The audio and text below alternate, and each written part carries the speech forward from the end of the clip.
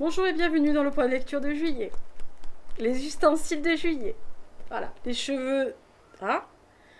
Vous voulez des wavy? Bah moi je les ai naturellement. J'ai pas besoin de faire des wavy. Voilà. Et vous voulez avoir un peu moins chaud? Bah vous avez un éventail. Voilà. Alors pour ne rien vous cacher, je vais m'attacher les cheveux tout de suite et je reviens. Magie! Ouais, enfin chouchou. Enfin, pas chouchou. Pas ex chouchou. Ah oui, parce que même court, vous voyez, c'est intolérable. Voilà, alors dans la journée, je les planque sous un chapeau de paille que j'ai, une George de Capeline, parce que sinon je crève. Il me tombe ici et c'est assez intolérable. Alors je luis, hein, je pense que j'ai plus besoin d'enlumineur. Hein. J'en mets déjà pas, mais alors là, plus du tout. Voilà, donc on va faire comme on peut. J'espère que le son sera pas mauvais avec l'éventail. De toute façon, il y a déjà le ventilateur, donc à mon avis, vous aurez droit à tous les bruits possibles et imaginaux. Mais là, honnêtement, si vous voulez que je vous fasse le point lecture, je n'ai que cette solution-là. Hein. Je dois avouer que là, c'est pas possible. Donc, premier livre. Alors, d'abord, tous les livres que j'ai lus au mois de juillet sont des bonnes lectures. Voilà. Vraiment.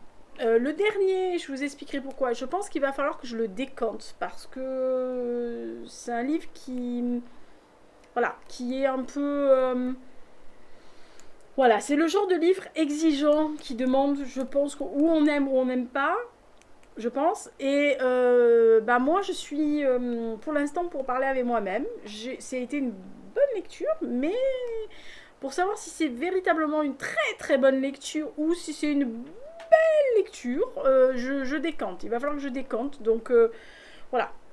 On verra ce que j'en penserai. De toute façon, je pense que je mettrai mon avis sur Babelio et sur Livre Addict dans la semaine. Je pense que d'ici. Je pense que je le mettrai. Là, je tourne, donc je l'ai fini ce matin. Donc on est samedi. Samedi, je sais pas combien. Alors, calculons. 22, 23. 23. Sachant que vous verrez la vidéo que mercredi 27. Voilà. Mais j'ai tout fini, tous les livres. Pour l'instant, j'ai pas envie d'en reprendre. Parce que j'ai décidé de lire mes livres d'histoire, enfin de finir un des livres d'histoire, donc de Anne de Bretagne, et j'en ai reçu un autre qui s'appelle Les actrices sous le Troisième Reich, que j'ai vraiment, alors pas envie de commencer, mais envie de feuilleter, parce que je le lirai à la rentrée, et j'ai fini Les Furies de Hitler. Donc voilà, je vais décanter mon Anne de Bretagne, il me reste pas tout à fait la moitié, parce que j'ai été un peu longue sur celui-là. Voilà, donc premier roman que j'ai lu, c'est Pour la Reine de Jean Descartes, donc hommage à Élisabeth II chez Perrin. Alors c'est vraiment un hommage. Et je dirais même plus, si vous avez aimé The Crown sur Netflix, que vous ne connaissez pas trop la reine ou la royauté ou la famille royale ou le déroulé de sa vie, il vous fait un joli petit résumé avec à la fois des anecdotes, mais beaucoup plus historique que celui que j'ai lu au mois de juin, qui était quand même beaucoup plus humoristique, comme c'était son titre. Voilà. Là, c'est véritablement les 70 ans de la reine, enfin de la reine, plus évidemment sa vie depuis elle est née princesse, etc. Du duc d'York, hein, puisque son père n'était pas du tout appelé à régner ni elle. Et que malencontreusement son oncle David, enfin qui était connu sous le nom d'un autre du roi, mais enfin qui s'appelait en vérité David, tombe amoureux d'une femme doublement divorcée américaine qui ne voulait pas épouser autre que en la faisant reine. La solution eût été qu'il se marie de façon, on va dire, civile ou morganique, etc., et qu'elle ne soit pas couronnée reine, mais il y tenait absolument, et donc bon, voilà, l'establishment, le premier ministre de l'époque, ça passait pas. Peut-être que ça passerait maintenant, pas dit, je suis pas sûre, hein. Doublement divorcée américaine, reine, je suis pas sûre non plus. Mais qui sait, vous savez, on en a vu d'autres, non, mais je pense que peut-être maintenant ça passerait, mais bon, on parle des années 30, hein, voilà. Et puis en plus, il avait quand même des sympathies pour le régime nazi. Donc ça, c'était une niette. Et elle a été, paraît-il, l'amante de von Ribbentrop. Donc je pense qu'il y avait beaucoup de choses qui faisaient que c'était pas possible qu'elle monte sur le trône avec lui. Vous voyez ce que je veux dire? Voilà. Donc elle s'est retrouvée reine, Elisabeth, très jeune déjà, il retrace, il fait un très très beau portrait de la reine. C'est vraiment un très très beau portrait. Je trouve que c'est des chapitres assez courts. Il explique ce qu'il tient vraiment à la reine, sa vie de famille, son apprentissage évidemment avec les ministres qui ont compté, ceux qui ont moins compté, ceux avec qui elle a été véritablement en lutte. Alors peut-être pas au début comme Margaret Thatcher, mais à la fin, on sentait bien que ça allait pas comme John Major ou Tony Blair. Et évidemment, bien sûr, l'itinéraire de ses enfants, bien ou mal, hein, 3 divorcés sur 4, avec des problèmes inhérents, etc. Et aussi le fait qu'elle a, et il le montre très bien dans ce roman, elle a évolué. Elle a sans cesse réussi à évoluer selon les époques. Elle qui venait d'une autre vie, d'une autre éducation, même si elle a eu reçu une éducation très très aimante de ses parents. Mais voilà, elle était d'une autre époque. Alors si vous êtes de mon âge, vous avez connu sûrement vos grands-parents, je l'espère pour vous, ou vos parents si vous êtes plus vieux, et ils étaient de notre époque, de notre éducation, et il y en a qui s'adaptent et d'autres non. Elle s'adapte. La preuve, elle nous fait un sketch avec Paddington. Moi, j'en couine encore. Hein. Alors, sachant que la voix anglaise est Ben Whishaw avec Paddington, vous imaginez même pas Lisa comme elle a couiné comme un goré. Alors, Paddington, la voix de Ben Whishaw et la reine, on a atteint des sommets chez Lisa. Hein. J'en pleurais. Enfin, j'en pleurais déjà. Déjà, quand il a dit thank you for everything, mon petit cœur british, il a pleuré comme un goré. Voilà. Alors, deuxième lecture, qui est cette fois-ci un roman. Je l'avais déjà remarqué quand il était sorti, je voulais le lire, mais je voulais le lire en poche, il faut l'avouer. Hein. Donc, c'est Judith Pérignon, Là où nous dansions. Alors, c'est chez Rivage? Non, Rivage Poche, oui, c'est ça. On est à Détroit. C'est une ville qui me tient à cœur. Alors, je vais vous expliquer rapidement pourquoi après. On est à plusieurs époques. On est dans les années 30 avec Eleanor Roosevelt qui vient à Détroit pour inaugurer un projet qui est censé améliorer la vie, l'habitation, etc. de cette grande métropole qui est la base, on va dire, de l'industrie et de l'automobile aux États-Unis. On connaît tous Ford, on connaît tous Chrysler, etc. Donc je pense qu'on n'a même pas à dire autre chose. Mais Détroit est connu aussi pour sa musique. C'est une ville qui est imprégnée de musique. Alors la Motown, etc. on connaît. Et maintenant le rap avec Eminem. Mais c'est une ville qui a toujours été un peu ouvrière, qui a connu, on va dire que ce livre, c'est Grandeur et décadence de Détroit. Voilà. Et on va suivre à deux époques, une autre époque au milieu des années 60 et ensuite notre époque, vers 2013, un flic noir, Ira, ils vont découvrir un cadavre sur un ancien terrain de ce projet, qui va évidemment amener une enquête, évidemment beaucoup de choses. Il y a beaucoup de musique, il y a beaucoup de références historiques, il y a beaucoup de références musicales, politiques, sociales sur, on va dire, les 90 dernières années à peu près. Voilà. Et ça s'entremêle la pression sociale, le relent de ségrégation quelquefois, ce côté où tout a été détruit, où la ville maintenant est gangrénée, une partie de la ville est gangrénée par la violence, la drogue, les gangs, la mafia, etc. Où il y a des endroits de non-droit carrément, où les policiers et les pompiers ne rentrent plus, ou peu. Voilà, donc c'est vraiment Grandeur et décadence de Détroit, mais c'est une jolie fresque aussi sur, comme le dit le titre, là où nous dansions un peu comme si on dansait sur les cendres de quelque chose. Alors c'est une ville qui s'est aussi encore développée quelquefois, il y a un centre névralgique, mais autour, si vous regardez, il n'y a rien. C'est-à-dire qu'au milieu de Détroit, vous avez des buildings, plus ou moins parce qu'il y a de la vie économique. on va dire dans le tertiaire, mais autour, c'est des bidonvilles ou des endroits fermés. Voilà, donc c'est une ville particulière. Il y a des clips comme ça de rappeurs qui, si vous y allez, montrent Détroit, se promènent dans la ville. C'est impressionnant. Moi, j'ai beaucoup aimé. Honnêtement, j'ai beaucoup aimé le portrait sous-jacent de Détroit, fier, musical, qui est toujours là pour avancer, malgré la violence, malgré le problème économique, malgré toutes les difficultés que la ville a connues, et la ville et les habitants. Hein. Je n'enlève pas, je fais un combo entre la ville et les habitants. C'est bien écrit. Euh, le, le, le, le projet Brewster est bien évoqué, les tensions aussi de l'époque, l'impact de Eleanor Roosevelt aussi. Franchement, j'ai beaucoup aimé ma lecture, je me suis plongée dedans. Ça serait un roman un peu urbain, si vous voulez, à la fois enquête policière et urbain, et musical. Il y a beaucoup de choses quand même. Hein. Non, Lisa, là, il faut que tu choisisses au moins un truc. Oui, bah, c'est tout. C'est Détroit, voilà.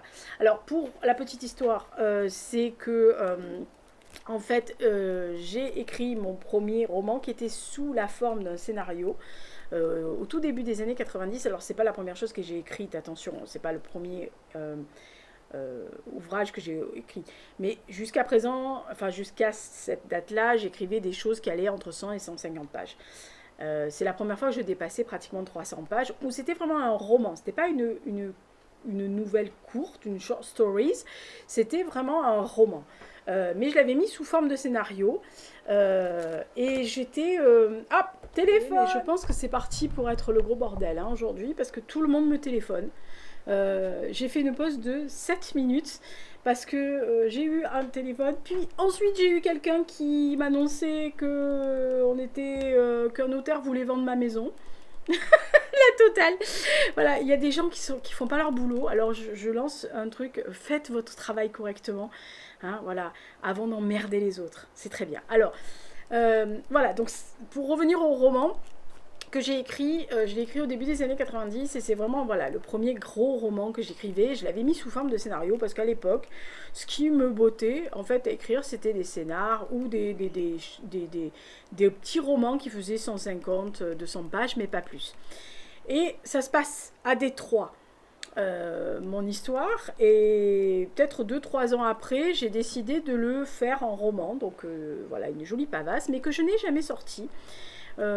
Et pour le faire à Détroit, forcément, j'avais contacté des personnes. Alors à l'époque, il n'y avait pas Internet. Hein.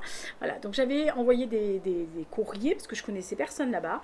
J'avais envoyé des courriers à l'office du tourisme, à l'opéra, à plusieurs endroits. Et j'avais eu des gens très gentils qui m'avaient répondu, qui m'avaient envoyé des documents, des brochures, etc. Et même une personne qui m'avait donné son numéro d'office. Donc je ne vous raconte même pas les notes de téléphone entre la France et les États-Unis. Parce qu'à l'époque, c'était pas illimité, hein. Ou de temps en temps, je l'appelais pour lui dire est-ce que c'est vraiment bien ce que j'écris, est-ce que c'est bien ça que je décris, etc. Voilà, donc c'est un roman que je ne pensais pas sortir. Il a eu un prix, hein, il a été primé sous forme de scénario une fois, mais je n'avais pas du tout envie de le sortir. Et voilà, il s'est passé tout ce qui s'est passé depuis ces années-là. Et j'ai décidé de le sortir. Et vous donc le lirez sous forme... Je ne l'ai jamais remanié, à part le prénom d'un seul personnage. Que j'ai remanié il y a 5 ou 6 ans. Mais c'est vraiment parce que le prénom me semblait plus adéquat. Et vous le lirez en 2024. Voilà. Donc mon premier vrai roman sortira en 2024. La fille qui a écrit 15 ouvrages et qui sort son premier truc après tout le monde. Je fais ce que je peux, je fais ce que je peux. Alors après, les livres qui arrivent sont des livres, on va dire, enfin les 3 livres qui vont arriver, qui ont cette thématique-là. C'est parce que au mois de juillet, le 16 juillet, on fêtait les 80 ans de la rave du Veldiv et j'avais vu ces 3 personnes. D'ailleurs, je vais faire ces 3 personnes à la suite, même si je ne les ai pas lues dans cette suite-là. Je les avais vus en conférence, je les avais vus lors de témoignages en vrai, en visu, voilà. Et j'avais écouté des témoignages audio aussi, des endroits, enfin des choses qu'ils avaient fait. que ce soit à la télévision, à la radio, etc. Et j'avais envie de les relire. Alors j'ai des versions, pas forcément celle-là, peut-être des antérieures, des choses que j'avais découpées dans les magazines, dans les historias, etc. Mais j'avais envie d'avoir les 3 livres ici. Et donc j'ai racheté les 3. Ah, voilà, alors il y en a un qui est sorti très récemment chez Grasset, mais voilà. Donc le premier, c'est Jacqueline Fleury-Marié, donc qui s'appelle Résistante. Elle l'a coécrit avec, enfin on va dire avec l'aide de Jérôme Cordelier, donc c'est chez Le Livre de Poche. Et en fait, elle a 17 ans, Jacqueline, jusqu'à, je me permets de l'appeler Jacqueline, jusqu'à, dans une vie assez, on va dire, somme toute banale. Et quand la guerre éclate, en fait, ses parents et surtout son frère, admiré et adoré, rentrent dans la résistance. Et cette jeune fille de 17 ans va faire comme beaucoup d'autres femmes et jeunes filles, et on n'en parle pas suffisamment, parce que bon, elles se sont pas vantées après la guerre. Elle va, on va dire, aider la résistance. Et comme le faisaient souvent certaines personnes, elle passait des messages. Elle traversait des lignes, quelquefois avec des paniers, avec des petites choses comme ça à droite à gauche. Et elle portait des messages à la résistance. Elles aidaient plus ou moins, voilà. Et c'est ce qu'elle va faire. Elle va rechercher des caches, elle va transmettre des informations.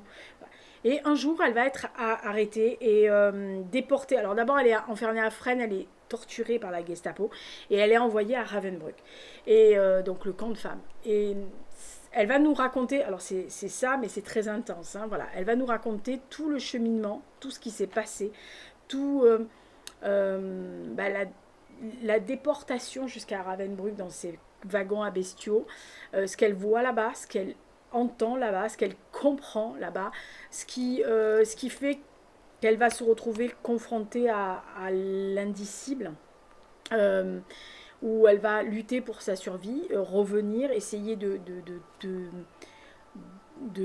reprendre, enfin on va pas dire sa vie, mais même si elle a été brisée réellement par les conditions et par les tortures et par tout ça, elle a été parmi les peu de personnes qui sont revenues, et elle fait partie de ces femmes qui ont porté la voix, alors qui au début ne portaient pas vraiment, et pas forcément que les femmes, hein, les hommes aussi n'ont pas osé quelquefois, parce que après la guerre on l'a plus ou moins, il y a des gens qui voulaient oublier, d'autres qui disaient oh là là c'est pas possible, c'est pas possible, c'est pas possible, et d'autres qui c'était trop lourd à porter de témoigner, et trop lourd aussi à porter tous ces gens qui étaient morts.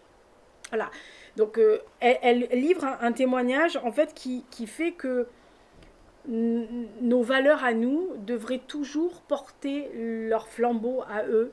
On ne devrait jamais oublier ce qui s'est passé avant. Je prépare d'ailleurs un podcast en septembre sur le sujet, parce que je vois passer beaucoup de choses qui m'énervent. Des petites choses comme ça qui arrivent, des réflexions de personnes, alors que ce soit des influenceuses littéraires des fois, mais des influenceuses en gros, des gens qui ont pignon sur rue et qui vont nous sortir des trucs où dans la théorie on devrait savoir, c'est la base quoi. C'est pas qu'ils le savent pas, c'est qu'ils s'en foutaient avant et qu'ils découvrent maintenant.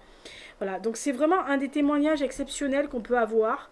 Et vraiment il y a des moments comme ça il y a un poème de Lily Hunden qui s'appelle Ravensbrück, et je vous invite à le lire, qui est à la page 76, et c'est vraiment une des plus jolies choses que j'ai lues depuis très longtemps, qui finit par ta chère patrie à l'humanité n'a pas été perdue et n'est pas effacée, qu'elle vit et revit dans la fraternité.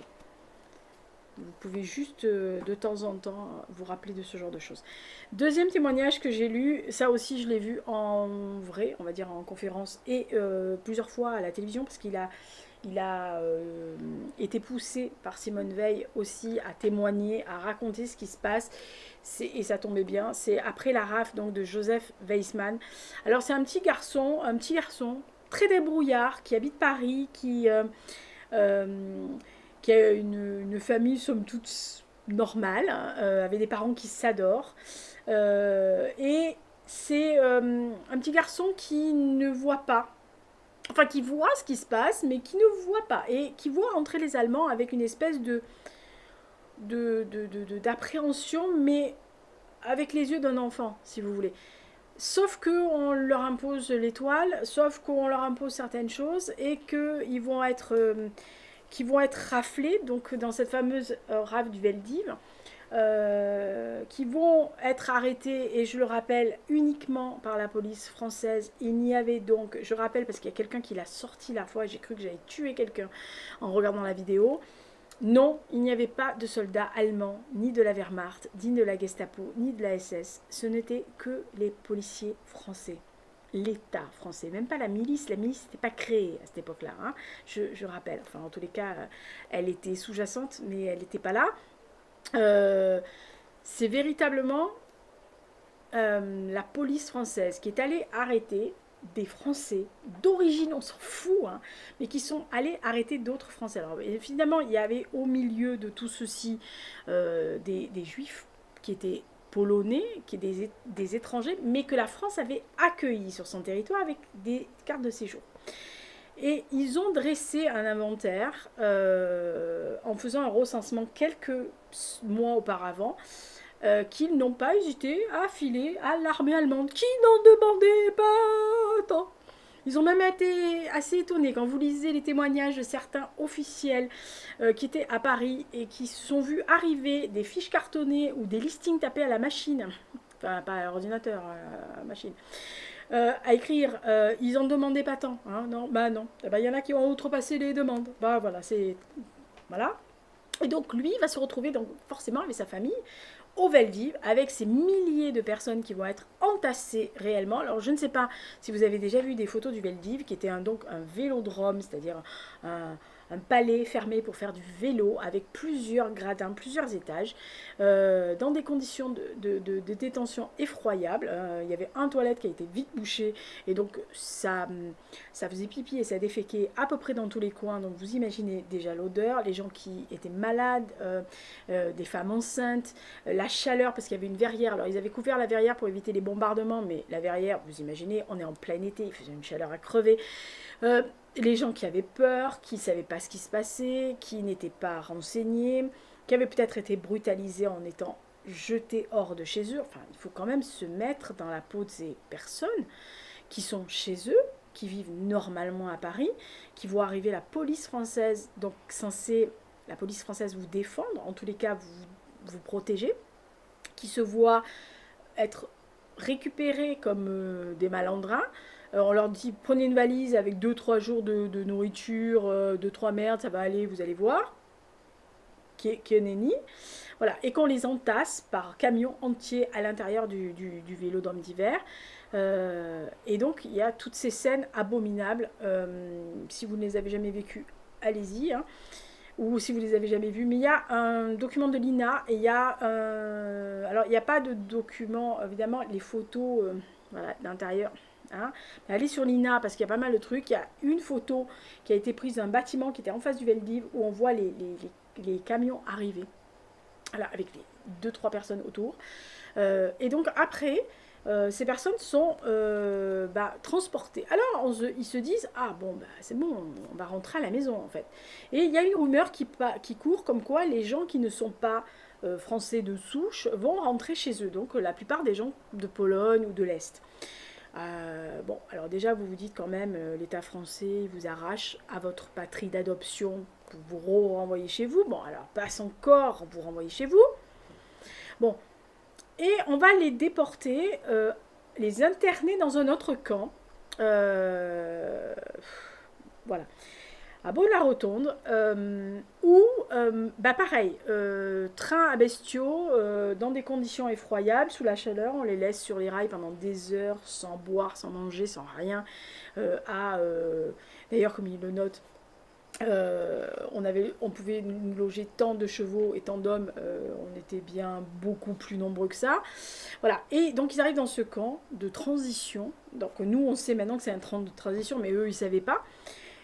Et ce petit garçon très débrouillard commence à regarder à fureter, il comprend quand même, il y a des choses qui l'interpellent, mais ses parents sont un peu rassurants, on va partir ensemble, faut pas s'affoler. Et vient le départ, et Joseph se retrouve seul, parce que ses parents et son frère, sa sœur je crois, Gros boulette. Je crois que c'est sa sœur.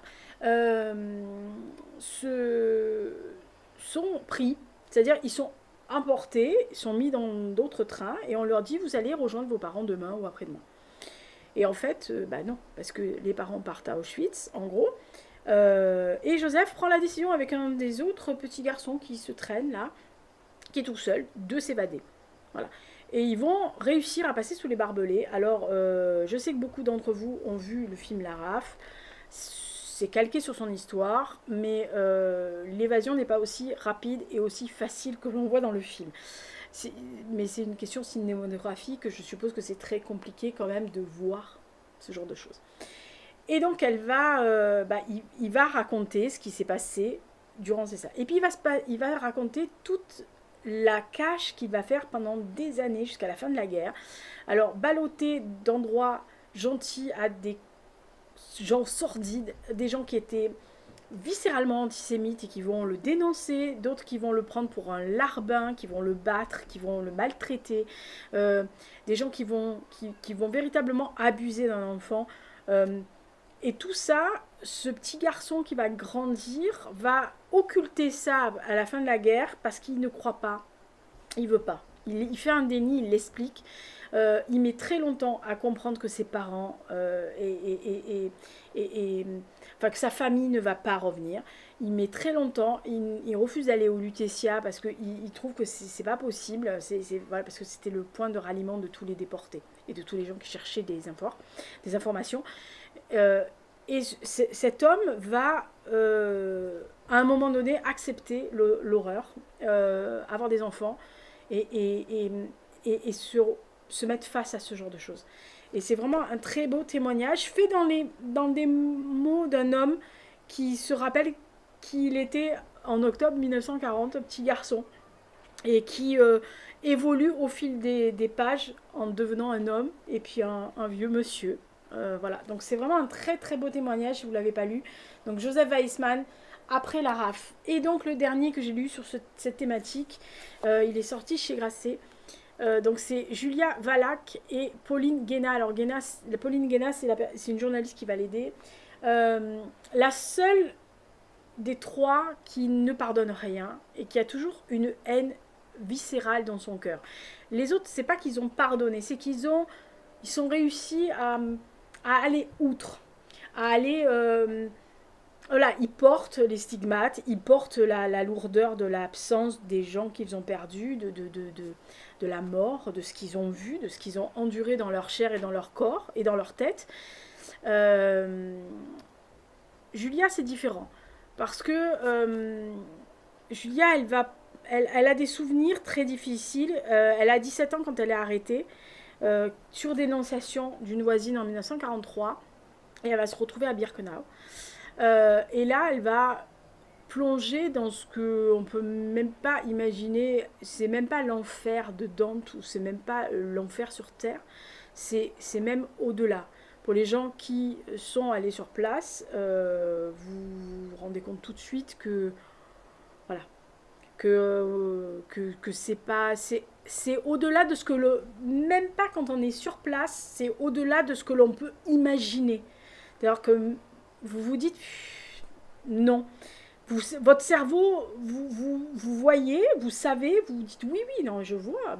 Mais une partie de votre cerveau dit non, c'est pas possible. Parce que c'est pas gérable. Et Julia l'explique quand elle arrive là, c'est c'est au-delà de ce que l'on peut même imaginer. Et quand on lui dit l'odeur, qu'elle demande l'odeur, qu'est-ce que c'est, etc., et qu'elle comprend ce que c'est, qu'elle sait que sa famille y est, fait partie de cette odeur-là, il faut quand même se mettre dans la tête de ces personnes-là. Et elle va aller, en plus, Julia, faire les marches de la mort.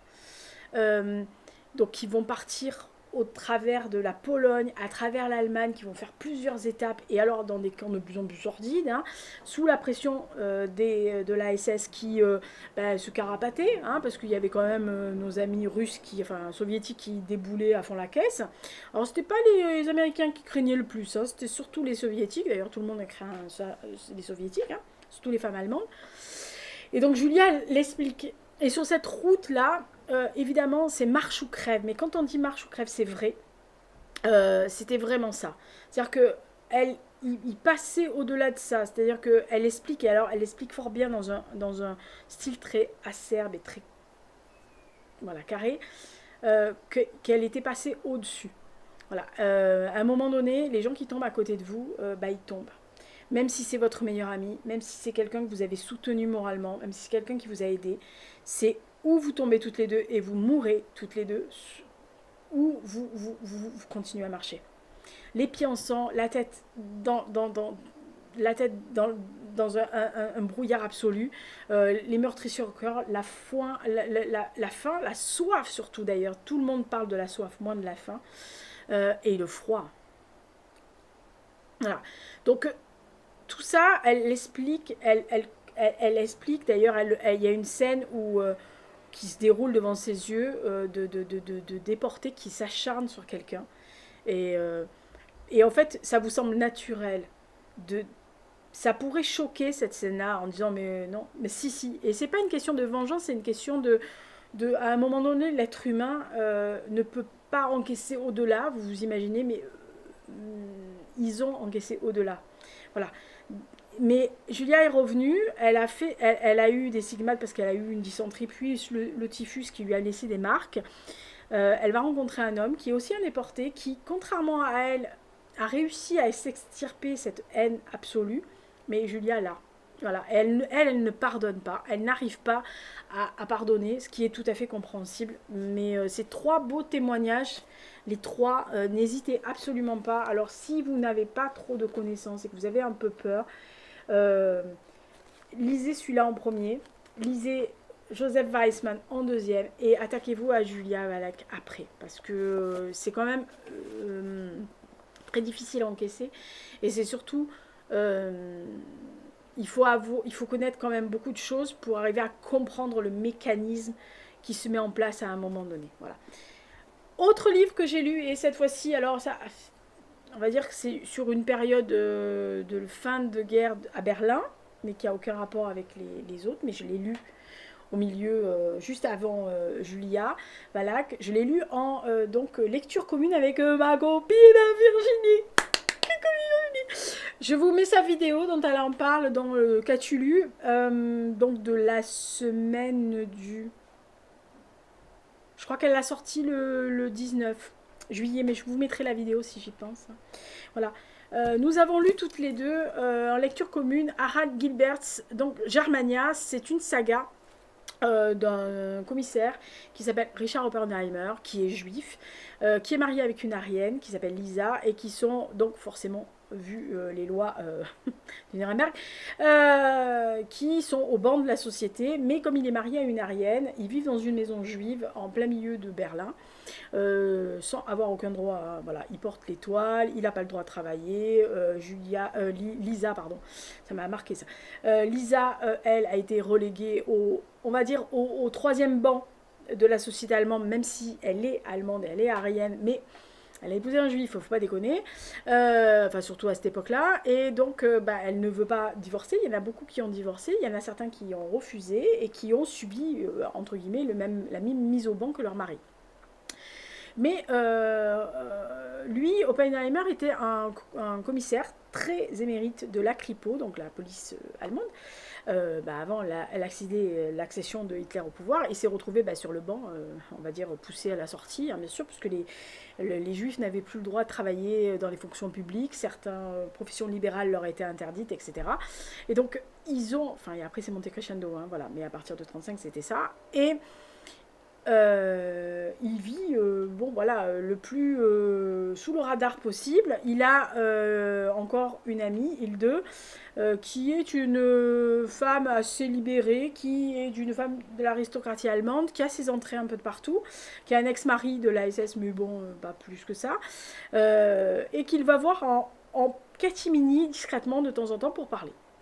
Et puis un jour va être découvert au pied d'un monument aux morts de la Première Guerre mondiale, une femme mutilée, à qui on a arraché, enlevé, coupé ses organes génitaux, et qui va se retrouver les jambes écartées devant le monument aux morts. Voilà, donc l'affaire est évidemment très sensible. Et elle est confiée à un capitaine de la SS, je crois. Lieutenant ou capitaine, je crois que c'est un capitaine de la SS. En tous les cas, un capitaine. Et Hux vient de se jeter devant la baie vitrée parce que la tourterelle a atterri sur la rambarde. Hux, la tourterelle a le droit d'être sur la rambarde. On dirait, vous savez, les... Il est terrible ce chat. En fait, c'est un tout petit chat comme ça, il croit qu'il c'est un Doberman. La tourterelle, elle le regarde en mode... M'en fous.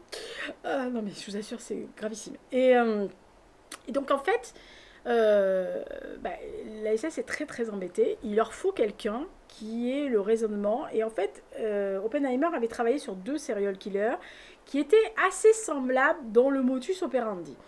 Donc, ce Vogel va arriver, va venir le voir en lui disant, voilà, en gros, on vous offre la possibilité de ne pas vous faire déporter, mais vous venez enquêter avec nous. Donc ils vont enquêter tous les deux, et d'autres meurtres vont se produire, et tous les deux vont enquêter. Alors évidemment, Oppenheimer enquête comme un commissaire de police. Vogel est un SS, qui dépend d'autres autorités. Et alors dans cette enquête policière, qui est somme toute assez basique hein, comme enquête, hein. Il y a des meurtres, il faut résoudre les meurtres, il y a plusieurs suspects, il y a des pièces disséminées à droite à gauche, il y a des fausses pistes, il y a des choses trappes. Voilà. Ce qui vaut sur ce roman, vraiment, et sur cette saga visiblement, parce que mes potes à Berlin m'en ont parlé et ils m'ont gonflé, donc j'ai lu le premier, Franz Zitter, hein, voilà. Je vais lire les autres d'ailleurs, parce que ça m'a beaucoup plu. C'est l'ambiance. C'est-à-dire qu'on est entre mai et juin 1944, donc avant le débarquement en Normandie, d'ailleurs qui est évoqué vers la fin du livre.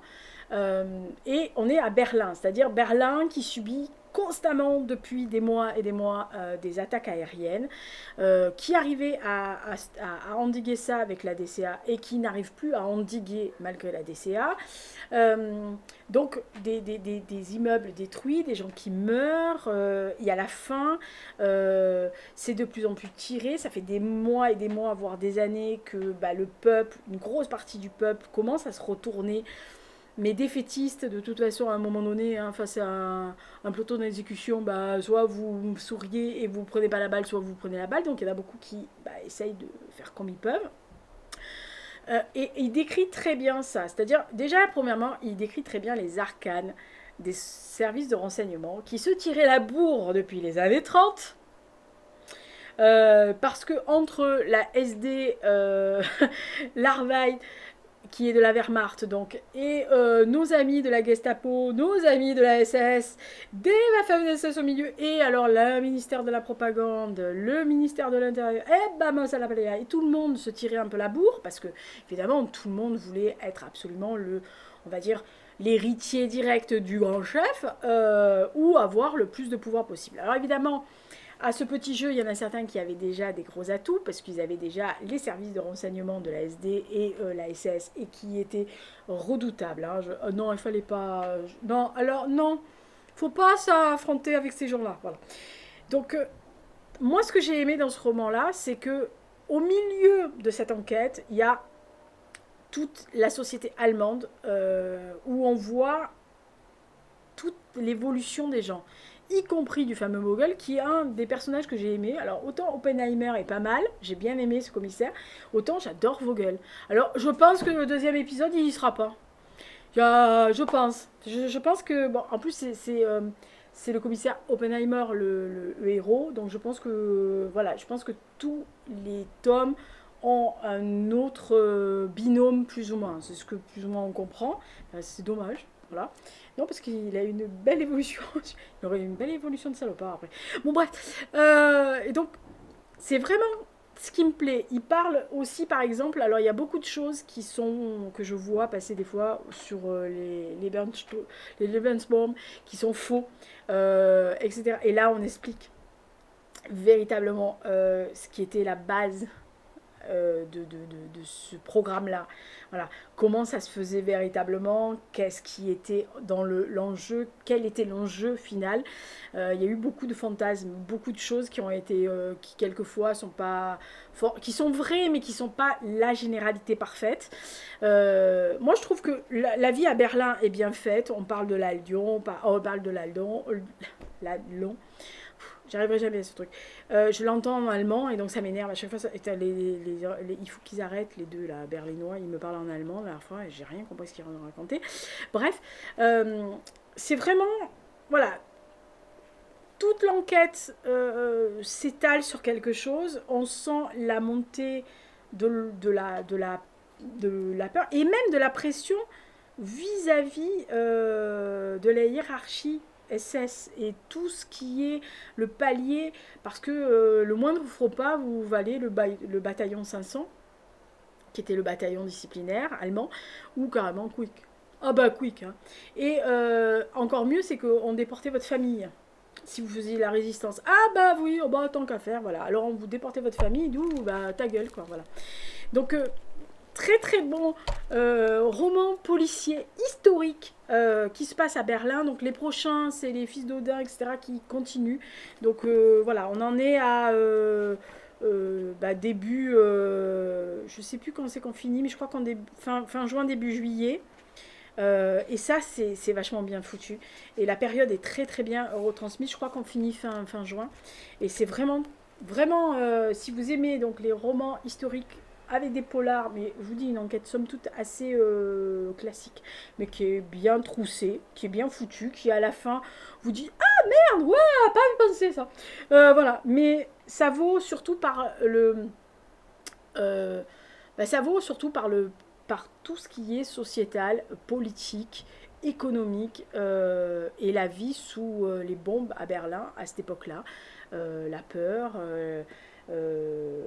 la peur de l'ennemi qui arrive, le sursaut de trucs et le sursaut de réalité que tu dis, bah on va s'en prendre une, hein, voilà, de défaite. Et donc on passe au dernier qui va pas durer très longtemps parce que c'est justement celui dont j'ai le moins à dire parce que je suis toujours en pourparlers avec moi-même. Alors c'est une bonne lecture, hein, comment c'est pas vaste encore. Donc ça s'appelle Les Veilleurs de Vincent Message, donc c'est chez Au Point. Alors c'est un livre que j'avais repéré, je crois aux alentours de 2009, 2010, 2010 peut-être à peu près, donc ça fait, oui c'est ça. Je l'avais noté dans mon petit carnet et je voulais le lire. Mais vous savez comment ça passe. Puis je l'ai trouvé d'occasion. Bonne occasion quand même. Je l'ai trouvé d'occasion et donc je l'ai acheté et je me suis dit il faut le lire. Alors on est à la fois dans un policier, dans un roman psychanalytique,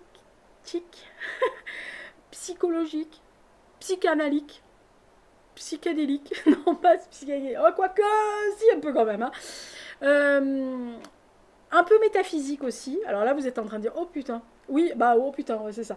Alors, on est en présence d'Oscar. Oscar est un mec qui va tuer 3 personnes, comme ça, et qui va s'endormir sur des cadavres, c'est ballot. Et lors du procès, il dit qu'il a voulu sauver le monde. Déjà, voilà. Et il raconte des trucs, mais il se terre aussi dans une espèce de mutisme. Et là va intervenir un flic, qui est un flic émérite, c'est une pointure, c'est la star de la police, et un psychanalyste qui a un nom qui révèle pas mal de choses, puisque en français c'est Ami des rêves, ou Ami des rêveurs si vous voulez. Voilà. Je vous fais grâce de mon, de mon accent pas du tout allemand, hein, voilà. Donc en gros c'est Strom, comment il s'appelle celui-là, Stromfreund. Donc c'est ça, l'ami des rêves ou l'ami rêveur, si vous voulez, voilà. Qui est quand même, il est psychanalyste et psychothérapeute, non. Non, il est psychanalyste, ça j'en suis sûre. Et donc ces deux-là vont s'allier pour, entre guillemets, rentrer dans la tête d'Oscar pour savoir pourquoi il a tué ces gens. Qu'est-ce qu'il a fait. Et au milieu de tout ça, on rentre dans la tête et dans les rêves d'Oscar. Dans sa façon de penser, dans sa façon de réfléchir, dans sa façon de nous plonger dans cette espèce de magma de rêve.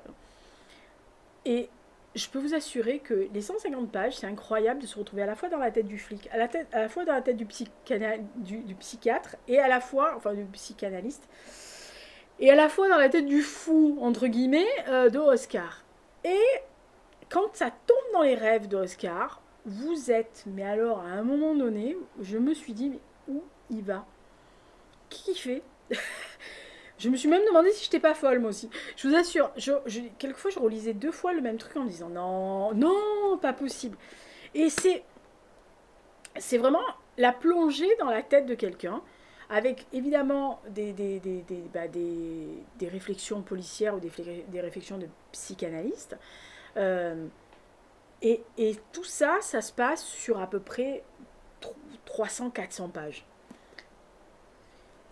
À 40-50 pages de la fin, y a une éclaircie qui fait que plus ou moins ça vous résume tout, plus ou moins ce qui s'est passé sur les 3 quarts du roman, qui vous donne une explication qui n'est pas forcément celle auquel vous aurez pu penser. Si vous avez réussi à penser au milieu du magma de Oscar et de tous ces trucs. Alors, il n'y a pas énormément de dialogue. Hein. Voilà. C'est écrit tout petit, il n'y a pas d'espace pratiquement. C'est du brut de décoffrage. Alors, c'est un style très exigeant. On voit qu'il a fait des études, hein, le gars. Je sais plus ce qu'il est, mais voilà, il a fait des études en lettres et sciences humaines. Bah, ça se, voilà, j'ai pas vu ça, mais ça se comprenait. C'est pas sujet verbe complément chez lui, hein. C'est sujet verbe complément plus virgule plus virgule plus que plus sous plus. C'est des trucs à rallonge. Il y a des phrases à rallonge. Il y a des phrases qui vous fait des nœuds au cerveau. Et tout ça dans un style très soutenu. Il faut vraiment être concentré. Alors, c'est pas du tout le genre de livre où vous allez pouvoir le lire en même temps que vous écoutez la musique, vous regardez la télévision et vous crochetez. Hein. Impossible. Ou alors vous êtes un génie et à ce niveau-là, que faites-vous ici au lieu d'être à l'ENA ou être à la Sorbonne? Hein, on se pose des questions. Ou carrément à l'Académie française.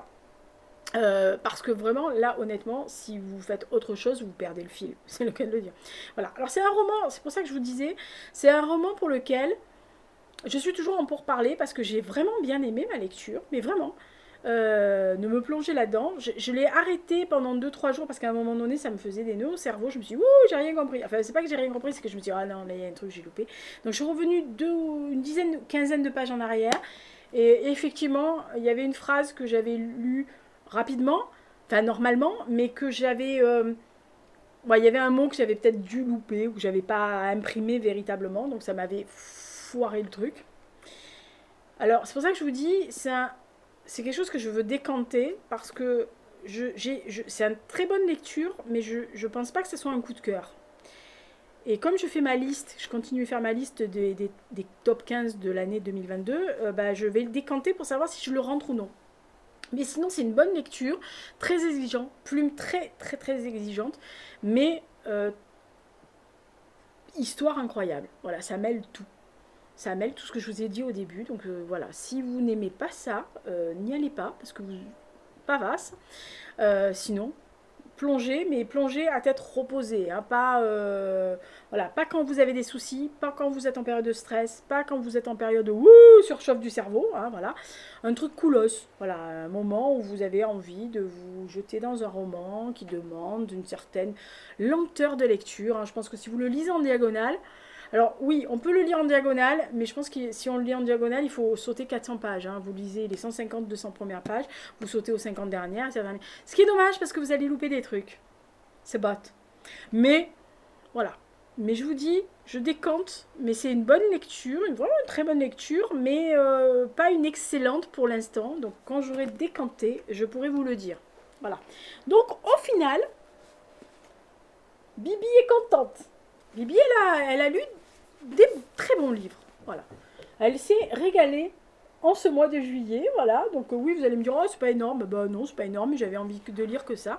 Je pourrais lire, maintenant, vu que j'ai fini tous mes bouquins, je pourrais en lire d'autres, parce que j'en ai d'autres, hein, voilà. Mais je vous dis, je vais me jeter dans le fin de Anne de Bretagne, et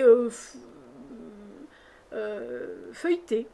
En attendant août, les actrices sous le Troisième Reich, parce qu'il y a certaines actrices que j'aimais bien, donc ça va me faire plaisir de voir un peu ce qu'on en dit. D'ici là, portez-vous bien. Prochaine vidéo, c'est la pile à lire d'août. Je rappelle que pour août, je fais une LC de persuasion de Jane Austen dans un groupe privé sur Insta. Si vous n'avez pas Insta, parce que quelqu'un me l'a demandé, on peut faire un groupe sur Messenger ou WhatsApp, comme vous voulez. Mais sur Messenger, c'est quand même plus simple, parce qu'il y a beaucoup de gens qui ont Facebook. Donc n'hésitez pas à m'envoyer un petit mot sur Messenger en me disant, j'ai pas Insta et j'ai que Messenger. On se débrouillera. Le principe, je le rappelle, c'est lire Persuasion, l'édition que vous voulez, en français ou en anglais, comme vous voulez. Et à la fin de votre lecture, à la fin du mois, visionnez une des deux adaptations faites par la BBC, 95 ou 2007. Moi, je préfère celle de 2007 qui est beaucoup plus proche, on va dire. Alors, pas forcément la 95 est proche du texte aussi, mais a pris des libertés avec un ou deux personnages. Celle de 2007 a pris moins de liberté. Alors, c'est la toute petite fin est différente, mais voilà, c'est pour le cinéma, on va dire.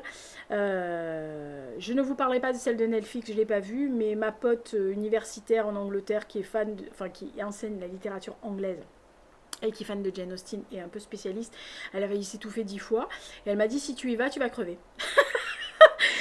Et il y en a d'autres qui m'ont dit, non, va pas te faire du mal. J'ai dit, je me ferai du mal en octobre ou en novembre. Voilà, mais pas avant, hein, parce que sinon je vais pas soutenir le truc. Allez, d'ici là, portez-vous bien, faites attention à vous, et puis, écoutez, essayez de passer entre la chaleur, hein, je vous quitte.